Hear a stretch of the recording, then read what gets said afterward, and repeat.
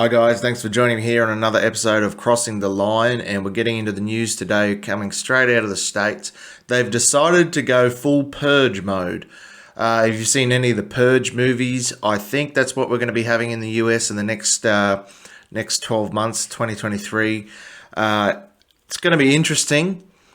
They've decided to abolish all cash bails for almost every offence in Illinois, and that's not going to end well.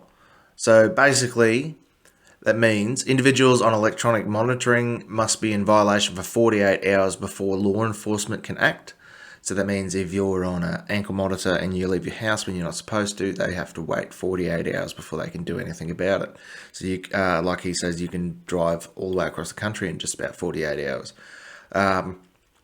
You can definitely go around it, find where your ex lives and go around there if you're on an ankle monitor, which is another story that we have up here.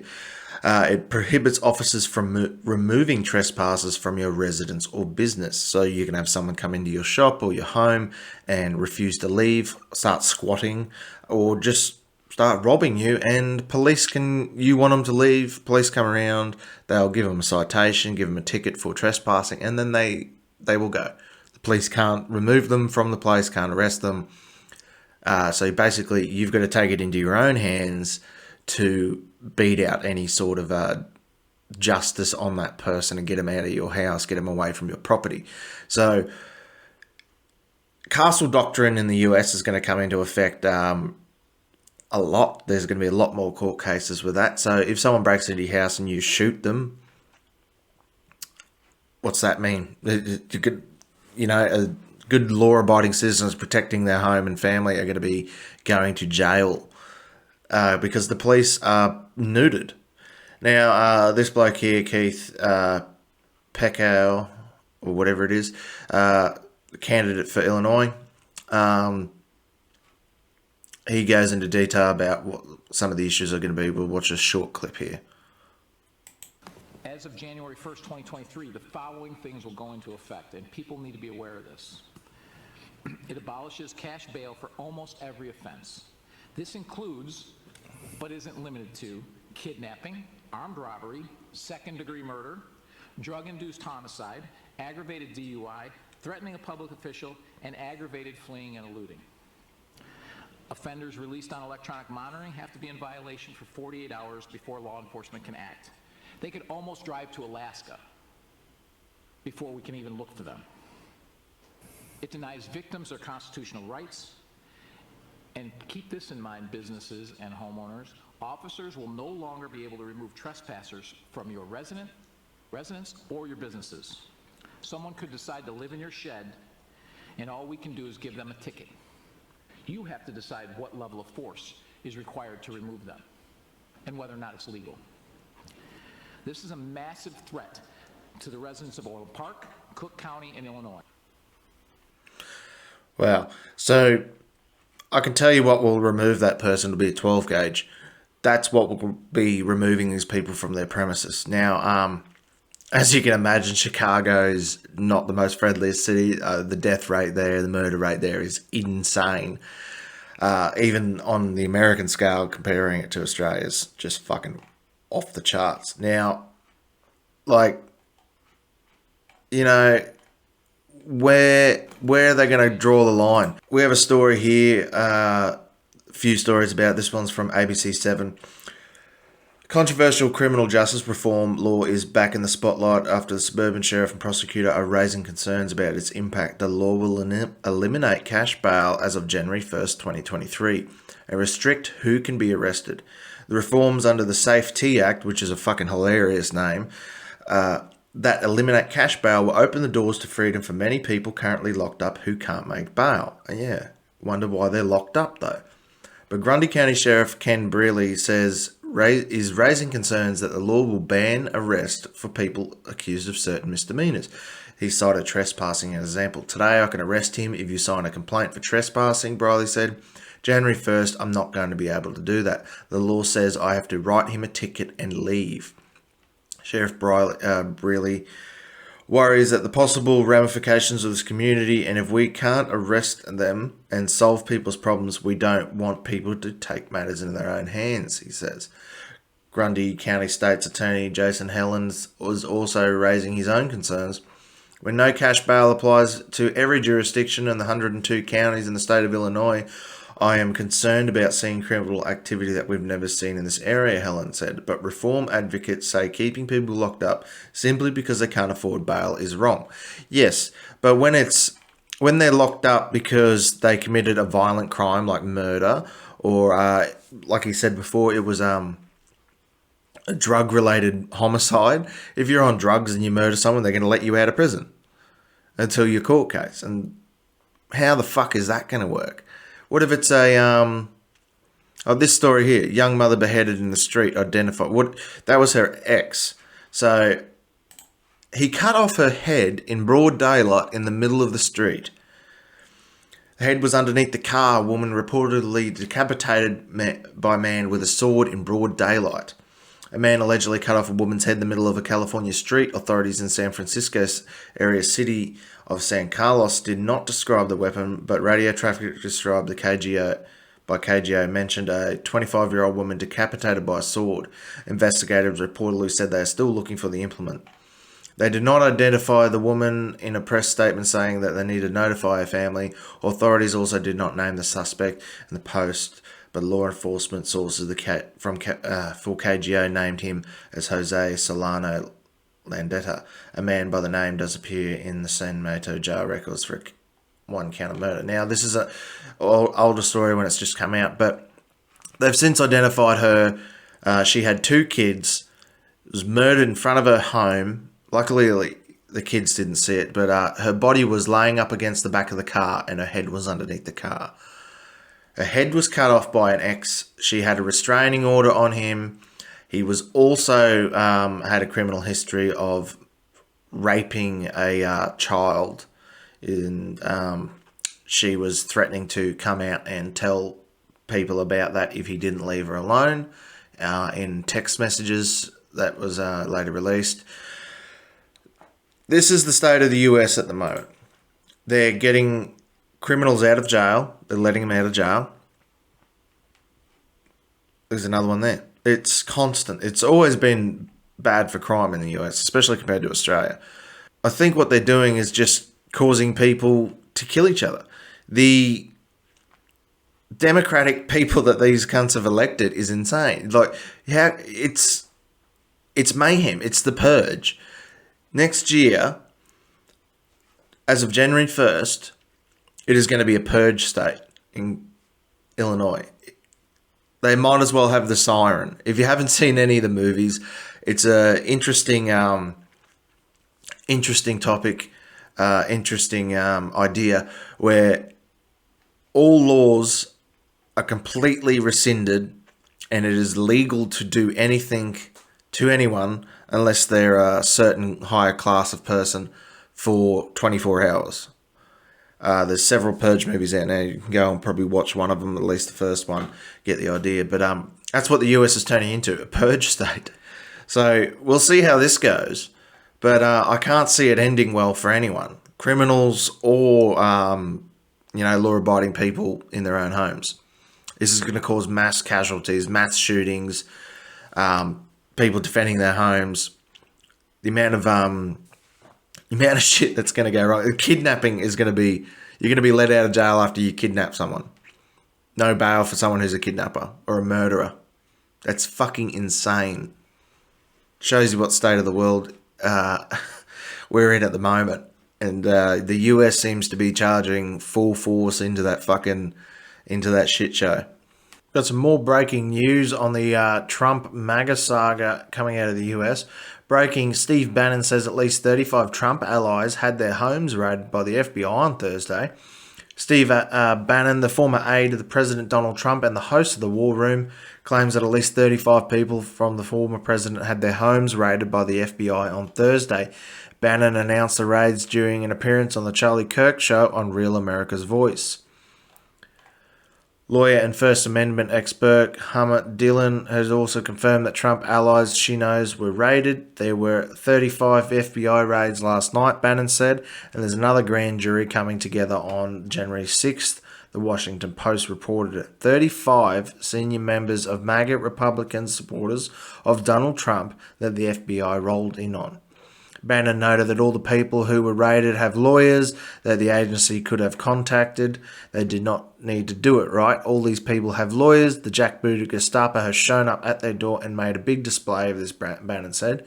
After Kirk tweeted out that Dillon replied, "Can confirm this has happened to many Trump allies I know as well."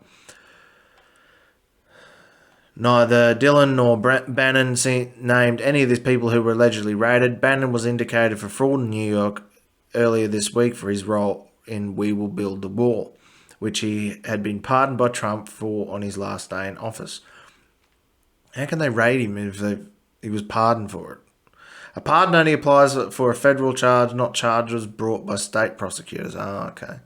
Bannon had been accused of keeping $1 million for the vile fundraising effort to build a wall along the southern border. The effort called We Build the Wall raised over $25 million. The federal case had alleged he defrauded donors and used the money on personal expenses.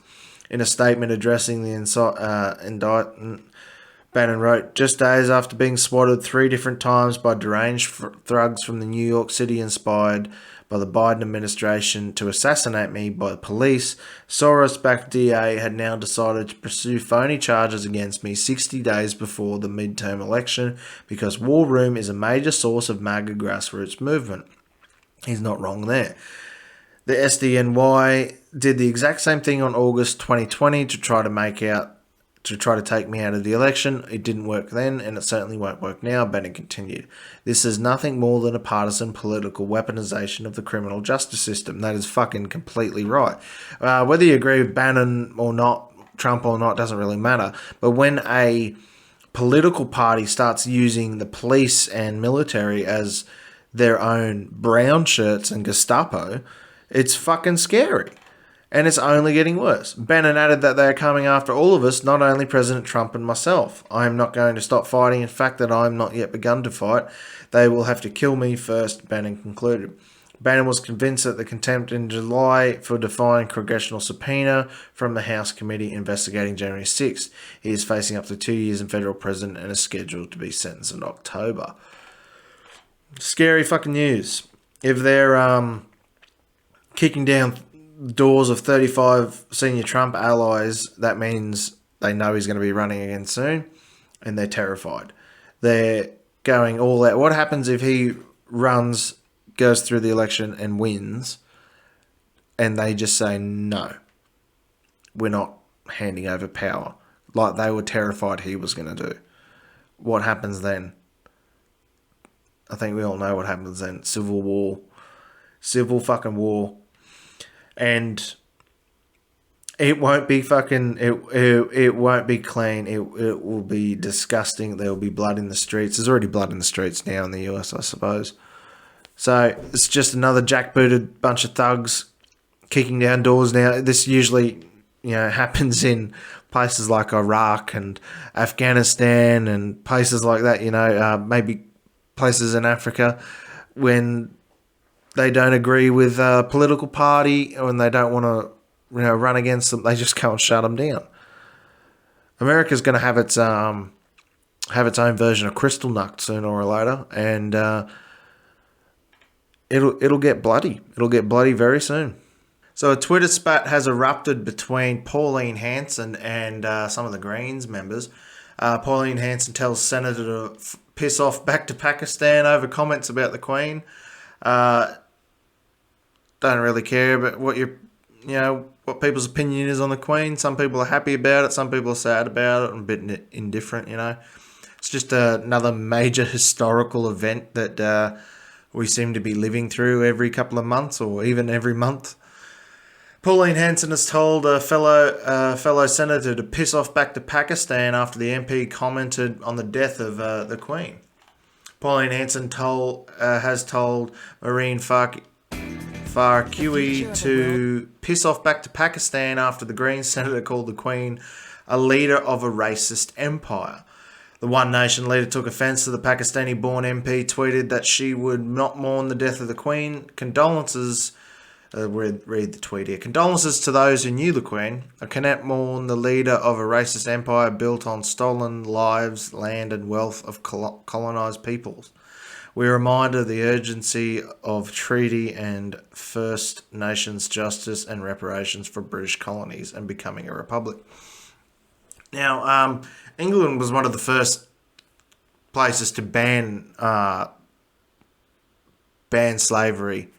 They actually sent ships to stop American slavers and French slavers off the coast of Africa. Put quite a lot of investment in it back in the day. But I don't know if the Queen ever did anything, any colonising of her own. She wasn't really old enough to stopped enough of the colonisation by then. Queen was actually known for helping, reduce the colonies around with Kenya and that she was happy that Kenya had removed himself from a colony and went back to their own rule. Senator Hanson responded a few hours later, expressing the disgust at the comment. Your attitude appalls and disgusts me. When you immigrated to Australia, you took every advantage of this country, she said. You took citizenship, bought multiple homes and a job in a parliament. And it's clear you're not happy. So pack your bags and piss off back to Pakistan. Some people backed Senator Hanson, including one person who wrote, I 100% agree with you. Nobody, especially her, should not be saying, that's good fucking English there, mate. Should be saying disrespectful stuff about the Queen. I think this person should just pack her bags, I'm guessing, and go back to where she came from, as we don't want any sort of that person in our country. So, news.com, I think you need to go and fucking proofread this a bit. But she's right. She's, come here from Pakistan, got to the top of the Australian political party, where she gets quite a comfortable pay at our taxpayers' expense. And she's sitting there bagging out Australia, saying that England as well is racist. And, fucking look at where you are. I mean, if we were that racist and Australia was that racist, would you be a sitting member, in Parliament? Would you have any sort of fucking voice like that? No, you wouldn't, would you? But others were critical of her response, including one person who commented her tweet was a poor taste. Go back to where you came from. Attitude sucks. Part of living in this country is free speech. Speaking about parts of the country you're upset about is better than apathy. At least she cares. It's, yeah, you're right. It is free speech. But the Greens don't like freedom of speech. The Greens trod on any sort of freedom of speech when they don't approve of it. If you say something bad against the Greens, or if you say something they don't agree with about the Alphabet Army or anything like that, or a minority, then the Greens think you should be banned, shut down and silenced. Other Greens MPs have made political comments, including Greens leader Adam Band. Rest in peace, Queen Elizabeth. Our thoughts are here. It is. Rest in peace, Queen Elizabeth. Our thoughts are with her family and all who loved her. Now Australia must move forward. We need treaty with First Nations people, and we need to become a republic. Now, we don't need a fucking treaty with the First Nations people of Australia, because First Nations people of Australia are Australians. They're not a separate fucking community. You can sit there and kick and throw and carry on about it, but you're not. My dad's Aboriginal. I don't look Aboriginal, obviously. I get shit about it all the time. But it's a little bit more hard to pin down than just black and white here in Australia. It's not like in America where, they had such a massive slavery problem and things like that, and there's a lot of, bad blood between them that obviously just keeps getting fucking stirred up by the political fucking left and right, and the media loves stirring racial tension. Adam Band, he is one of those kind of people. He loves anyone in the Greens really loves stirring up racial tension. Anytime that there's it's an Australia Day coming up, what do we hear about in the news? All we hear about is we need to change the date. It's not Australia Day, it's Invasion Day. Bullshit like that. This guy here fucking sums it up. You're a clown of the highest order and a human of the lowest form. Given your hate for our nation so profoundly, I would encourage you to take a hike out of Australia and don't look back. I think the nation would join me in celebrating your departure. 100 fucking percent. 100%. Adam Band, fuck off. Now, next Australia Day, we're going to have the same fucking thing again. It'll be Invasion Day bullshit. Next Anzac Day, they try to get rid of Anzac Day. Instead of unifying the country as a whole, people like the Greens, people like, from fucking Channel 9, Channel 7, places like that, ABC, SBS are fucking renowned for it. They like to separate into two different colours, which is fucking racist as shit. You're saying that any Australian that's white has no right to their land because Aboriginals were here first. Shit like that. It doesn't make fucking sense. Now, Australia has a lot of, blood spilt with Indigenous people. World War One, World War Two, the defending Darwin, when the Japanese attacked, things like that. There's a Vietnam War, you name it, everything. We've spilt blood together over the last how many years, and you think we'd be trying to unite as a country, but people like this, Adam Bant and the Greens, they like making money and profiteering off of racial division. And it won't stop. The Queen passing away is just another excuse for them to get their propaganda and get their rhetoric out there so you can see them being proactive and pretending to give a fuck. But they don't give a fuck about anyone. All they want to do is line their own pockets. This Marine, she's sitting here in a high seat of Australian Parliament, bitching and whinging that she's oppressed and that we're all racist and the English Empire's racist. It's pretty fucked up. Now, Senator Hanson, she obviously says some silly things sometimes. I think she's pretty much hit the nail on the head here, though. These two fucking retards. Hopefully this comes back to bite them in the ass and they get voted out. Hopefully they change jobs and fucking whittle away somewhere so we don't have to hear about them and we don't have to fucking read their stupid tweets. I have an interesting story here from the Daily Wire. FBI hiding potentially dangerous, potentially explosive records on Jeffrey Epstein. Internet sleuth claims after the FOIA denial. Well-followed internet sleuth believes there's uncovered evidence that the FBI could be sitting on potentially explosive secret records involving dead sex trafficker Jeffrey Epstein. The anonymous Technofrog has a self-described lawyer and a writer who has nearly 400,000 followers on Twitter and also writes a popular Substack column. Says a recent response to a Freedom of Information Act requests indicate the beleaguered bureau may be hiding something. Technofrog sought all records relating to any interviews the FBI has done with Epstein. The records responsive to your request are law enforcement records. There is a pending and prospective law enforcement proceeding relevant to these response records, and release of information could reasonably be expected to interfere with the enforcement proceedings, was the answer he said he received, which he posted online. We asked the FBI for Jeffrey Epstein interview transcripts. The FBI response providing Epstein's records could be interfering with law enforcement proceedings. Either the FBI is lying or something is up. Bet on FBI lies. Yeah, fucking me too. Now, it'll be interesting to see if anything comes of this. I doubt it. They're going to be burying that shit. Maybe if Trump gets re-elected, we might see something, but until then.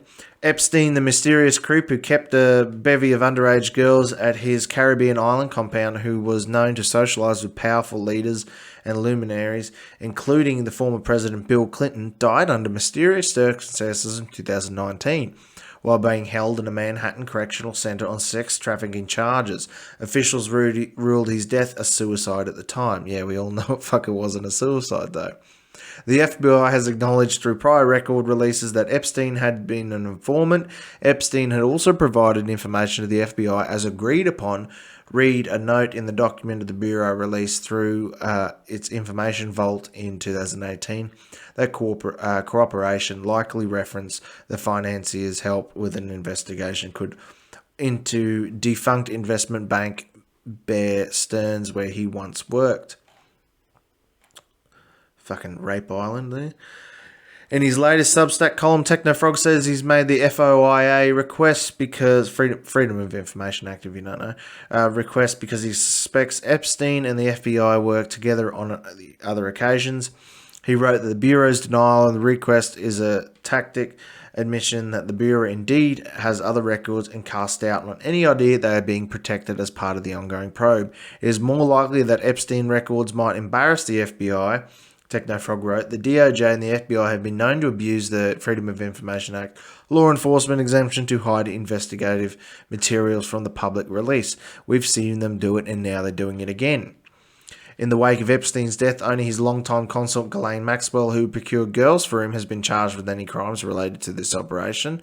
She was convicted of child sex trafficking last year and is serving 20-year prison sentence. Fucking 20 years really is not enough, is it? Last year, she was serving 20-year prison sentence, but no one who partook on Epstein's private jet island Pleasure Dome has been named by law enforcement or brought to justice.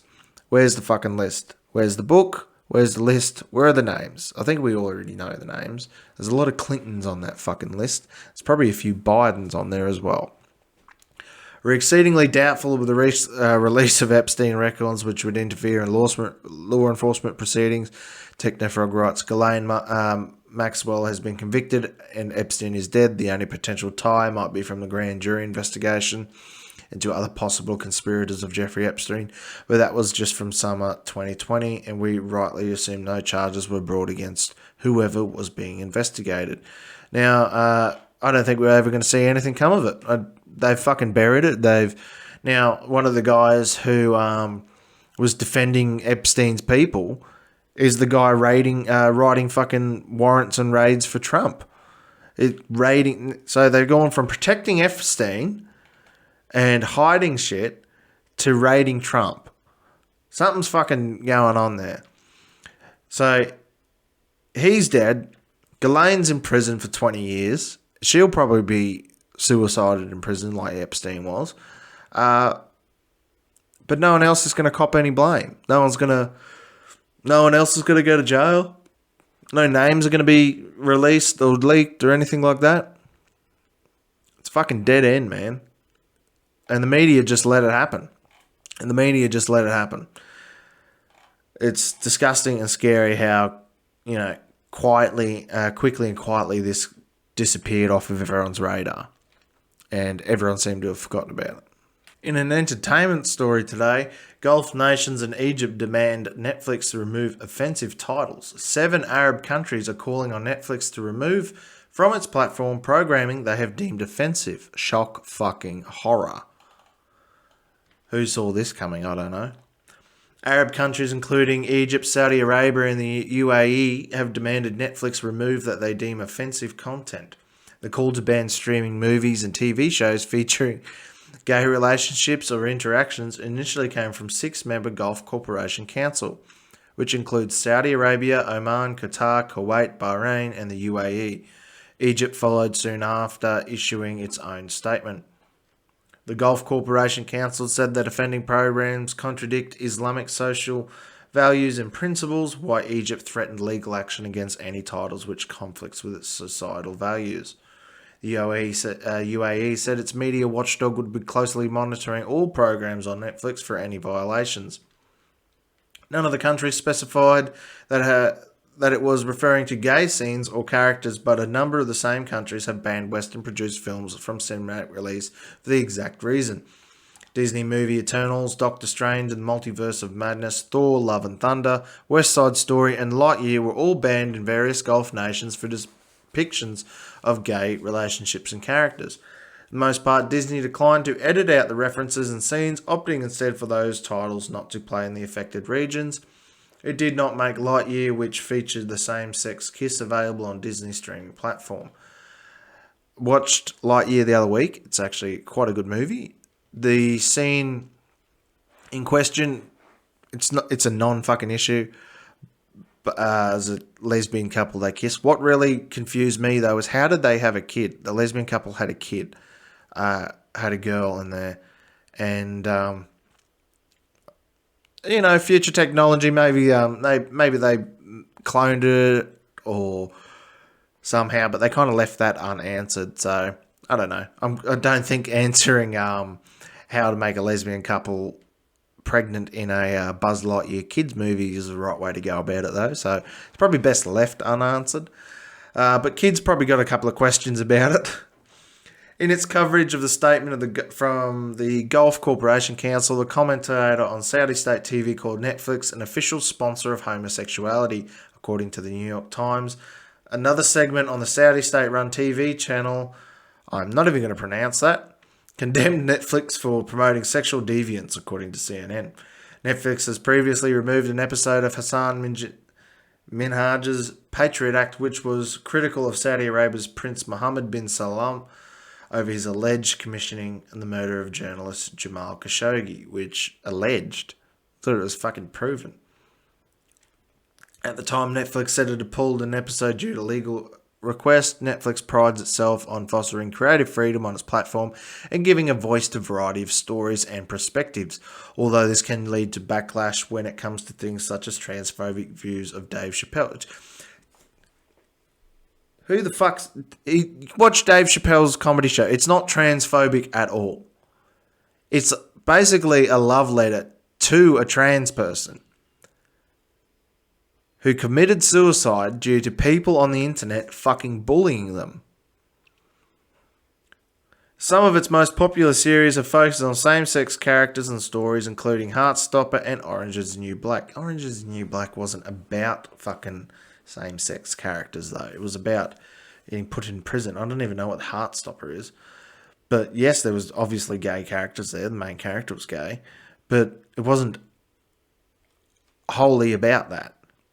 According to the New York Times, the first Netflix original film made by and for the Middle East, Perfect Strangers, caused an uproar when it released earlier this year. The outrage from some segments of the audience stemmed from a scene in which a character comes out as gay. Homosexuality remains illegal in many countries in the Middle East, including Egypt, Oman, and Qatar. In Saudi Arabia, the death penalty can be applied for same-sex acts. Netflix is available in every country and territory except for China, North Korea, Crimea, Syria, and Russia. Why are they surprised? They're not going to win them over. Netflix, Disney, any of those companies aren't going to win over any of these Muslim majority countries because they know what they're pushing gay lifestyle movies and shows and shit. If you want to go and watch that, that's fine. Queer Eye for a Straight Guy has been out for fucking ever. RuPaul's Drag Race is fucking hilarious to watch. But, when they're whinging about it, what are you going to do? They've had this tradition for thousands and thousands of years. You notice that anytime anyone changes their icon on Twitter or anything like that to a gay pride flag for Pride Month, any one of the countries in the Middle East, they don't change theirs. BMW, Mercedes, Nike, things like that, they don't change their fucking banner over there. It's hilarious to me that they're only just realising that, there's a bit of a homophobia in the Middle East.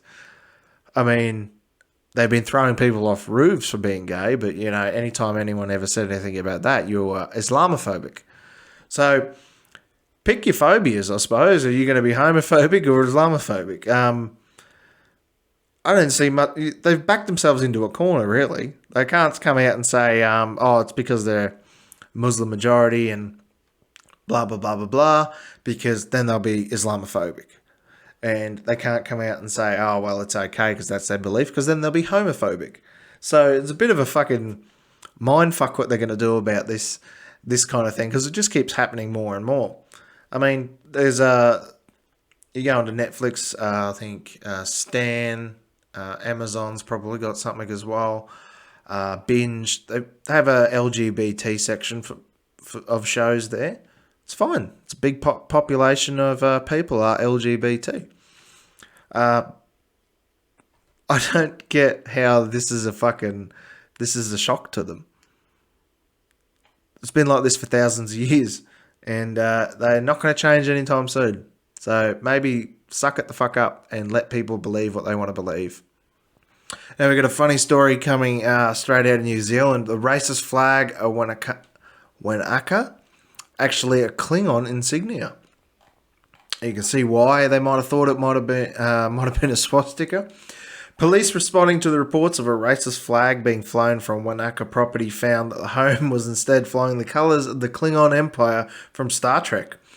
The galactic mix-up was announced to Wanaka police last week in their weekly update to local residents. The week was finished off the report of a racist flag being flown on properly, they reported. Fair enough, it's easy to see how the mistake was made. It's not racist, and it was in fact the Klingon flag of the Star Trek universe, a sure way to attract attention from the United Federation of Planets. This striking statement, which appears to suggest a relationship between New Zealand police and the Federation, prompted an extraordinary plea for information from the Herald. Asked if New Zealand police were aligned with a space superpower, a police spokesperson gave a brief response. NZ police regularly liaise with a number of law enforcement agencies around the world. However, I'm not immediately aware of any interplanetary relationships at this stage, they said. We pressed on boldly and asked if police of Aotearoa had any plans to emulate the Federation's form of fitting outfits. There are no plans to replace the current police uniform. I think that would simply create a lot of confusion if in fact one day we established a relationship with the Star Trek universe, the spokesperson said, leaving the door wide open for expansion beyond the terrestrial plane. On a roll now, the New Zealand Herald asked if any officers were fluent in Klingon. We haven't been advised if any officers are fluent in Klingon, police said, but officers do tend to be a bit shy about highlighting their accomplishments, so you never know.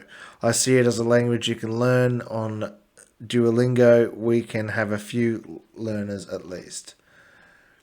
Surviving beyond the bounds of Earth means well armed, and so the Herald asked New Zealand police if they had any plans to replace tasers with Star Trek's phasers. They do not. The tongue now firmly in cheek, Herald asks the question about the transport plans. Can new Scooters hit warp speed? They cannot. In summation, although the police are yet ill-prepared to face the final frontier, they clearly remain open to exploring the galaxy. Kapla! Now, that's fucking hilarious. You imagine seeing that. How many old people would freak out? How many leftist people would freak out and they think it's something racist, but it's the fucking Klingon flag.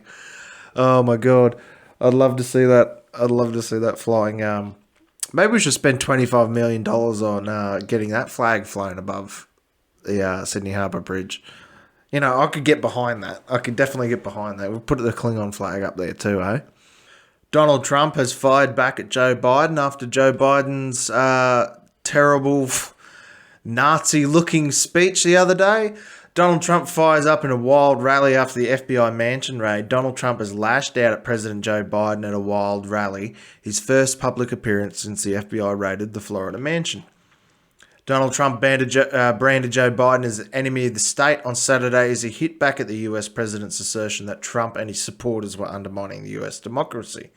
The former president also slammed last month's FBI raid on his Florida home, making his first public appearance since the August 8th raid. Mr. Trump told a rally in Pennsylvania that the search was a travesty of justice and warned it would produce a backlash the likes of which nobody has ever seen. Fucking civil war is brewing in the US. That, you know, after Biden's speech the other day, where he's declared war on MAGA Republicans and like over 80 million people in the US, it's getting fucking close. There can be no more vivid example of this very real threats from American freedom. Than just a few weeks ago, you saw that when we witnessed one of the most shocking abuses of power in any administration in American history, Mr. Trump said. He made a claim despite long-standing protocols by which the Justice Department and the FBI act independently of the White House. Mr. Trump told cheery supporters to save America, gathering the city of Wilkes-Barre, that the FBI search was an egregious abuse of the law. He also hit back at Mr. Biden's speech this week, in which the president says his predecessor, the Republican supporters, represent an extremism that threatens the very foundations of our republic. Speaking in Philadelphia on Thursday, President launched an extraordinary assault on those Republicans who embraced Trump's Make America Great Again ideology and urged his own supporters to fight back, in which he billed as the battle for the soul of the nation. How are your supporters going to fight back, Biden? They're all fucking autistic, have no idea what they're doing. They don't even know whether they're a fucking girl or a boy, and they think there's 76 genders and want you to call them ZZEMs. Mr. Trump slammed Mr. Biden's words of the most vicious, hateful, and divisive speech ever delivered by an American president. It fucking was.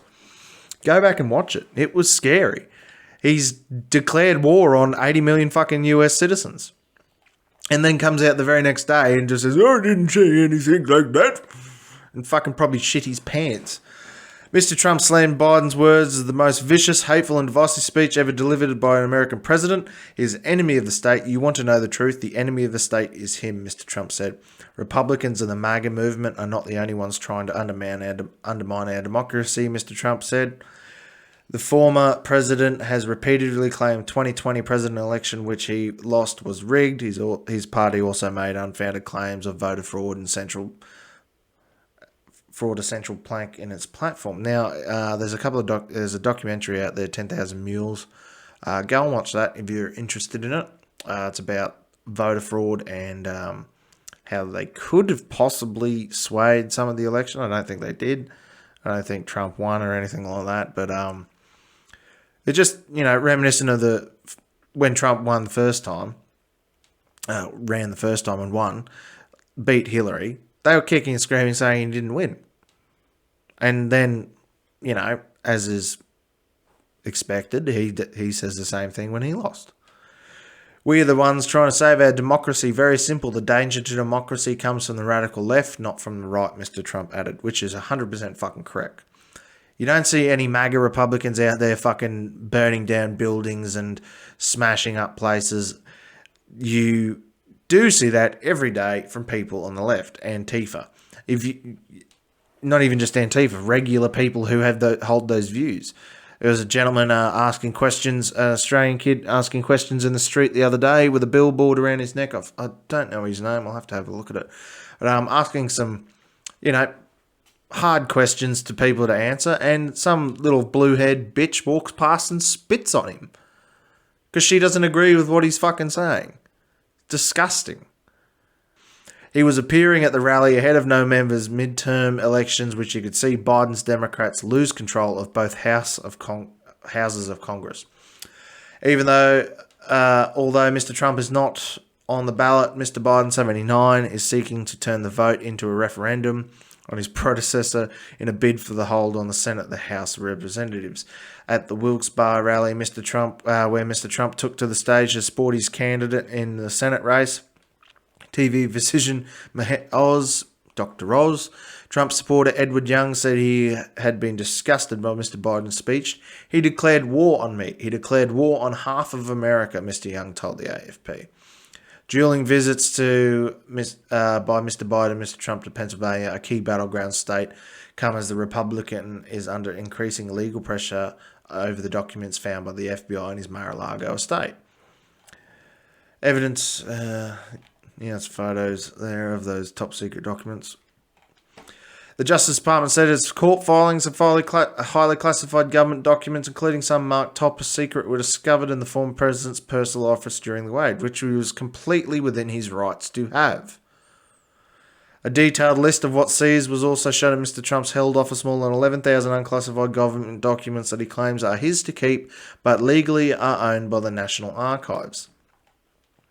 Among the papers seized were 18 documents labelled top secret, 53 labelled secret, and another 31 marked confidential.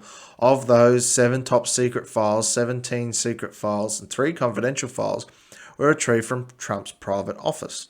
Agents also found several dozen empty folders labelled classified in the office, raising speculation that sensitive documents may have been lost, destroyed, or moved. Almost like 75,000 fucking emails Hillary destroyed. But, yeah, there's no fucking FBI raid there for Hillary. Mr. Trump, who is keeping the supporters and commentators guessing about whether he intends to run for president in 2024, has sued to have the documents turned over to a neutral special master to prove that that could slow the government's probe. No, that's just one-sided bullshit again. Anytime Trump does anything, they go and block him, fucking raid him. There's over 35 different Trump associates have been raided in the last couple of days. When a sitting president is raiding the opposition's, like, opposite political party and arresting them and putting them in jail, that doesn't fucking end well in any country before. I don't think it's going to end well in the US. We'll have to see what happens when Trump actually comes out and says that he's running again. We'll see. We'll keep an eye on it. Biden, after his enemy of the state, his enemy of the state, right? After his speech the other day, I can only see it getting worse and them raising the level of violence. I don't think it'll be too far off before we see a massive Republican Trump rally go awry, and then maybe the FBI goes and pushes it in a direction that it shouldn't go in, and they get fucking railroaded for rioting or something like that, kind of like January 6th. And so if you're going to a rally, be careful. Stop anyone that's obviously a fucking Fed, I'd say. Stop anyone doing any violence. Stop anyone supporting violence or promoting for it, because that's what they're going to do. They're going to try to make it look like Trump's inciting violence again, when Trump hasn't fucking incited shit. Biden come out and said that 80 million Americans are basically scum and they're going to hunt them down. But no one's fucking throwing a fit about that, are they? So this is only going to get worse over the next couple of months, and we'll see where it leads from here, eh? Thanks for watching. Don't forget to share, like, and subscribe. Leave a comment down below, and I'll see you guys in the next video.